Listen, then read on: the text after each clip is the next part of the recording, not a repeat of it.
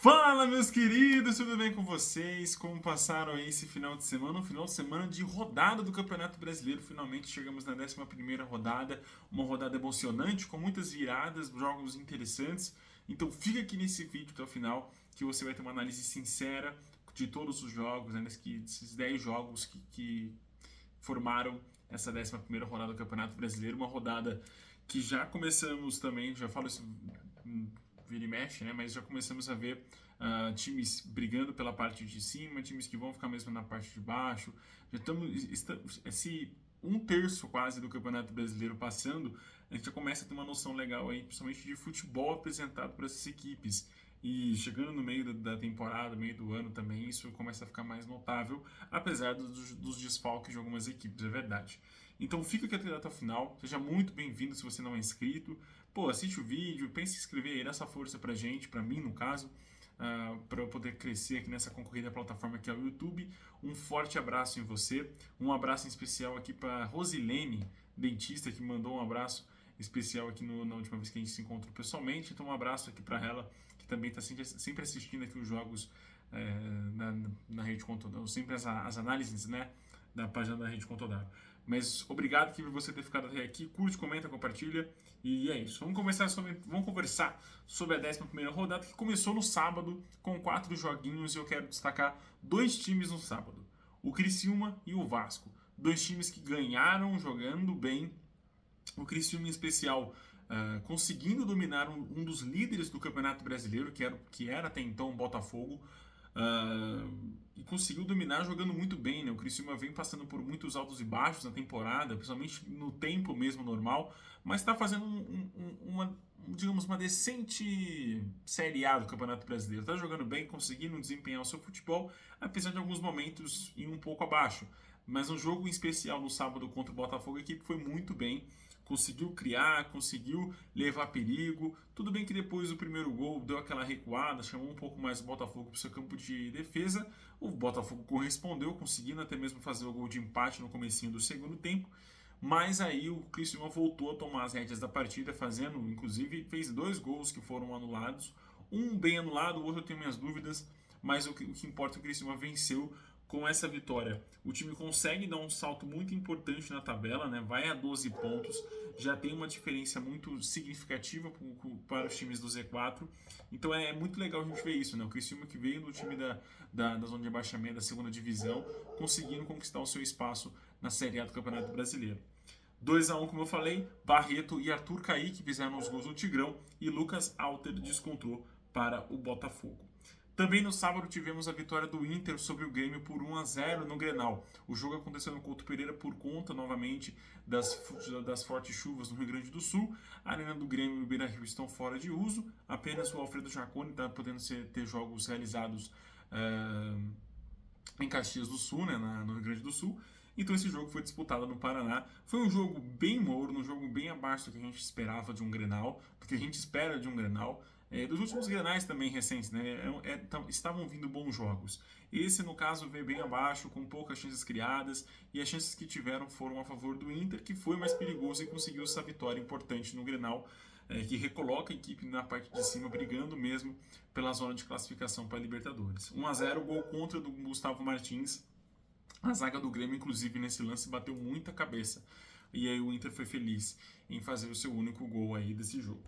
Também no sábado, 0-0 para Cuiabá e Atlético Goianiense, mais um jogo muito morno. O Cuiabá até teve mais chances, conseguiu levar mais perigo. E um destaque especial para os 2 goleiros, né? O Walter e o Pedro Rangel, goleiro do Dragão, que conseguiram fazer boas defesas nessa partida.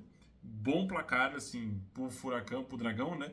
Mas pro Dourado perde pontos em casa contra um adversário que vai, né, concorrer ali diretamente com a parte de baixo, já que o Cuiabá tem 11 e o Atlético Goianiense atingiu 9 pontos marcados. Outra vitória muito importante que aconteceu no sábado, e o time que eu estava destacando aqui com vocês, foi o Vasco, né, que conseguiu golear o São Paulo em São Januário. Jogo esse, inclusive, que teve, né, o São Paulo saindo na frente com o André Silva. Foi a primeira virada que a gente teve nessa rodada, que teve algumas outras viradas que a gente vai abordar aqui. Mas é interessante ver o São Paulo saindo na frente com o André Silva, né, tendo as principais oportunidades no começo do jogo, explorando muito bem a fragilidade defensiva do Vasco, mas 23 minutinhos depois o Vasco conseguiu fazer, né, o gol de empate num gol contra do próprio André Silva, né, que fez esse gol contra a favor do São Paulo, do Vasco nesse momento. E aí Guilherme Estrela, Leandrinho e Davi fizeram os gols que deram essa boa vitória para o Vasco da Gama. Uma vitória que não é boa só pelos 3 pontos, mas o Vasco tem um saldo negativo muito significativo, né? É o maior saldo negativo da parte de baixo da tabela, com menos 11, com essa vitória por 3 golzinhos de vantagem, que tomou o gol do São Paulo, né? Consegue dar uma respirada legal na tabela, fazendo esses 4 gols em São Januário, consegue dar uma boa respirada.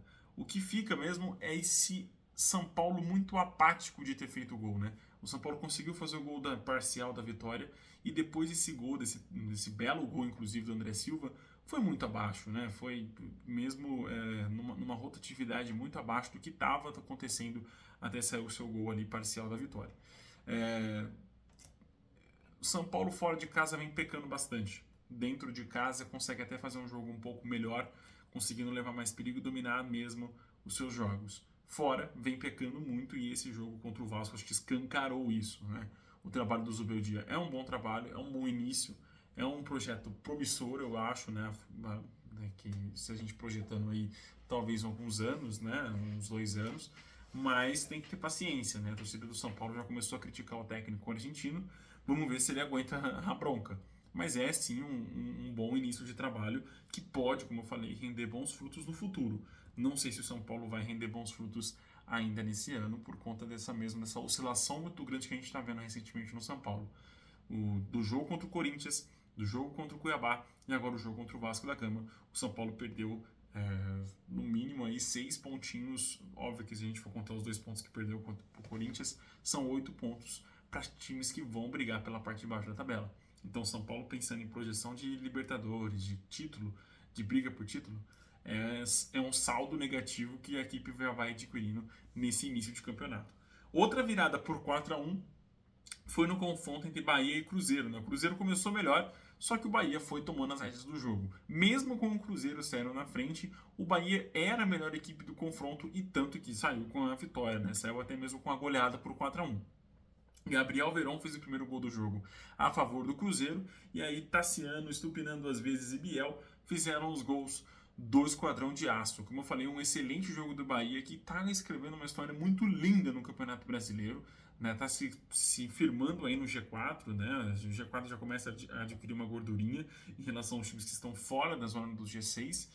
O Bahia já com 21 pontos, na frente até mesmo do Botafogo, que na última rodada tinha conseguido permanecer na briga por título. Aí o Bahia já conquista esses pontinhos aí e fica a 3 pontinhos do Flamengo, né? A derrota da última rodada, inclusive para o próprio Flamengo no Maracanã. Mas é uma história muito bacana de um time que está jogando muito bem no Campeonato Brasileiro. Como eu falei, escrevi no meu resuminho ali no Instagram, que dure muito essa boa fase do Bahia, porque está sendo muito interessante acompanhar, né, o time comandado pelo Rogério Ceni nessa ascensão no Campeonato Brasileiro. Tomara que consiga uma vaga para Libertadores, tomara que consiga até mesmo brigar pelo título até o final, cara. É muito interessante de ver times alternativos, diferentes, conseguindo brigar por títulos, né? Ano passado tinha o Botafogo, nesse ano tem o Botafogo na briga também, mas também tem agora o Esquadrão de Aço, o Bahia, cobiçando essa briga até o final. Tomara que os jogadores tenham tranquilidade, o torcedor entenda algumas oscilações que a equipe possa ter ao longo dessas 38 rodadas, mas que o time principalmente consiga essa permanência na luta pela parte de cima da tabela. O Flamengo venceu, né? Por isso se manteve na liderança do Campeonato Brasileiro por 1-0, gol de pênalti do Pedro. No finzinho do jogo, eu tenho muitas ressalvas com esse pênalti, mas como é um pênalti interpretativo, né, não foi um erro escandaloso, até porque houve o toque, houve, né, todo o contato.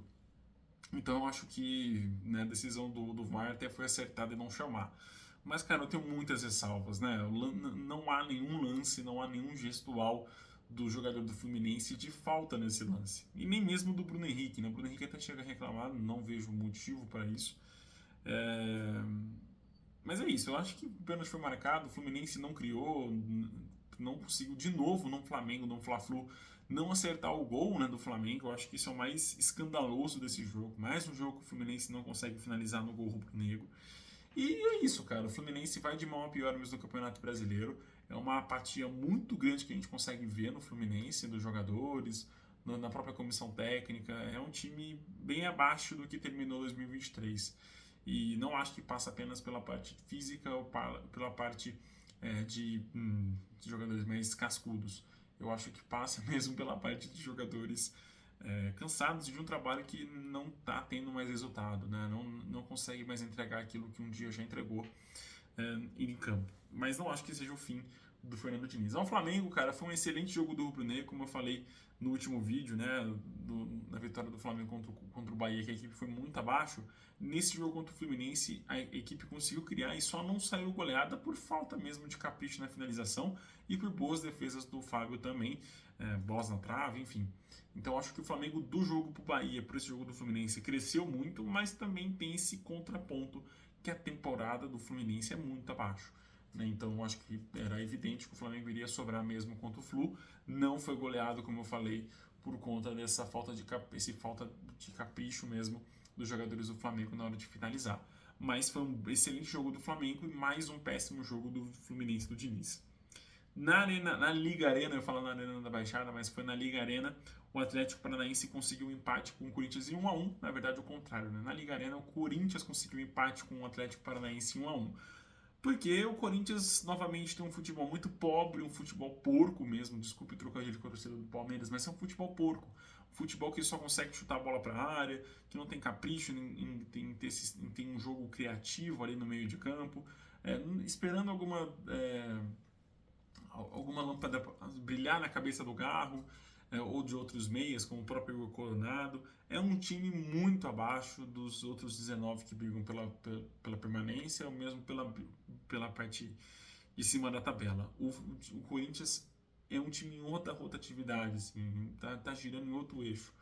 E esse jogo, acho que é uma vitória para o Corinthians celebrar bastante, porque poderia ter sido facilmente goleado pelo Atlético Paranaense se também não fosse a falta de pontaria, se também não fosse a falta de cuidado na finalização e se não fosse, né, uma excelente partida do Matheus Lonelli, goleirão aí do Corinthians, que está conseguindo, né, segurar a bronca muito bem. Uma bronca que ele nem era o goleiro segundo goleiro, o goleiro titular, né, e agora virou o goleiro titular do Corinthians por conta do momento, né, que perdeu o Cássio, perdeu o Carlos Miguel.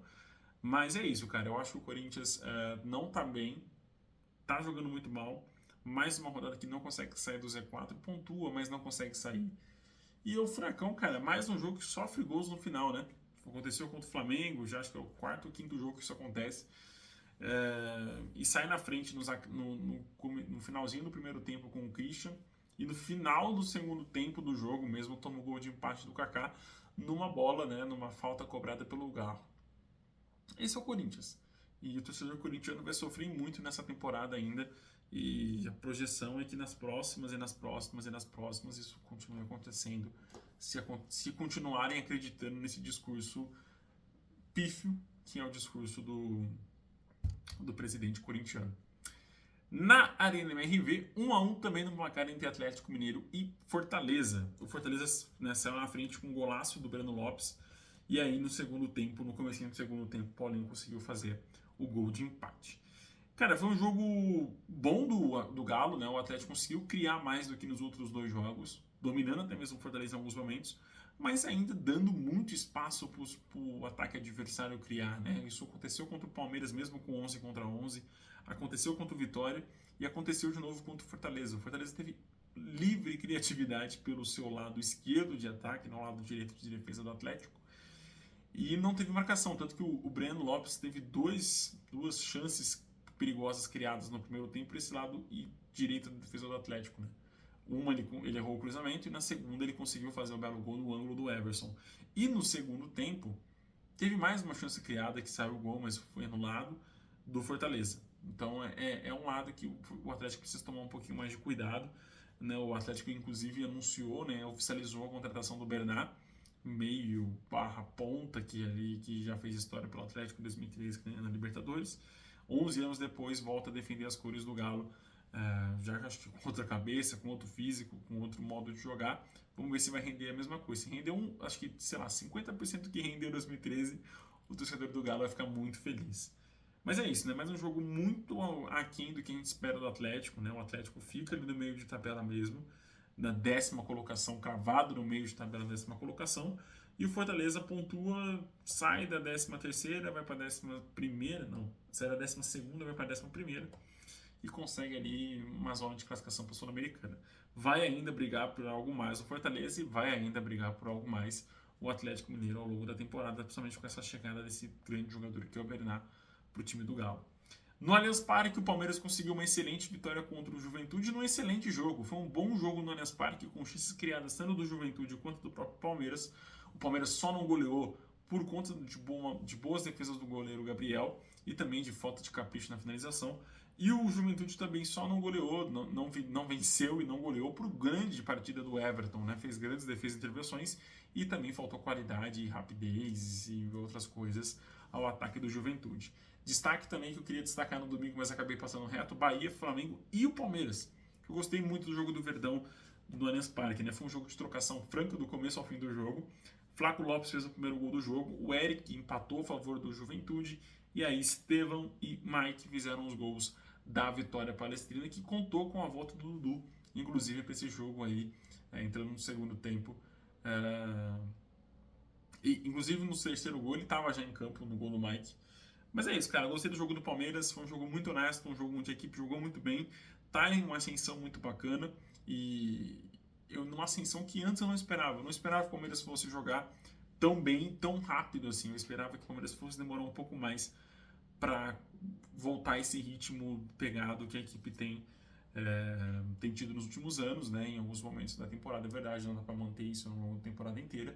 Mas gostei do jogo do Palmeiras, tá? Assim como eu gostei muito do jogo do Juventude.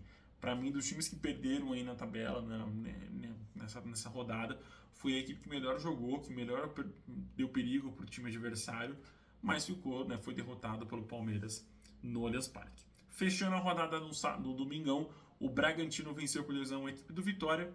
Eric Ramírez e Elinho fizeram os gols do Massa Bruta e o Jean Mota saiu na frente do Vitória, sofreu a virada pro Braga jogando na Bia Bichedi. Bom jogo do Vitória, também começou melhor, saindo na frente, né, marcando, mas depois acabou sendo facilmente dominado pelo Massa Bruta, que conseguiu essa vitória, essa virada, jogando nos seus domínios. É um time que oscila muito, inclusive deu muitas oportunidades mesmo para o Leão da Barra fazer o gol do empate, talvez até mesmo o gol da vitória. Mas tem um grande jogador vivendo uma excelente fase, que é o Elinho. Né? Passando por altos e baixos, sempre tem algum grande jogador passando ali por altos e baixos no Bragantino, e não é diferente nessa temporada. O Elinho é o nome da vez, fazendo bons jogos contra o Palmeiras na derrota no meio de semana, e agora na vitória, em cima do Vitória, o Elinho consegue jogar bem também. Apesar do Bragantino ter dado muitos espaços para o Vitória conseguir um gol de empate, consegue essa vitória jogando em casa, que coloca o time de novo no G6. E é isso, cara. O G6 fica com Flamengo, Palmeiras, Bahia, Botafogo, Atlético Paranaense e Bragantino. Um bom G6. Acho que deve acontecer algumas mudanças ao longo do Campeonato Brasileiro. Só que é um G6 interessante. Vamos ver se, na minha visão aqui, os 4 aqui, né, Bahia, Botafogo, Atlético Paranaense e Bragantino, conseguem se manter nessas posições, ou brigando por essas posições, porque os 4 de baixo, para mim, são amplos candidatos a conseguirem roubar umas vaguinhas. Inter, Cruzeiro, São Paulo e Atlético Mineiro, além dos times que estão mais abaixo, como Fluminense, Grêmio, que podem se recompor ao longo da tabela. Amanhã, ou hoje, não sei quando você está vendo esse vídeo, ou ontem, teve ou vai ter o jogo da Seleção Brasileira. Então, na sequência, eu pretendo trazer uma análise da Seleção Brasileira. E aí, de novo, a análise da rodada deve vir na sexta ou na quinta. E não sei se eu vou trazer análise no final de semana, porque eu vou estar em viagem, então não prometo nada a vocês. Mas é isso, meus queridos. Um abraço, fiquem com Deus, até o próximo vídeo. Tchau, tchau.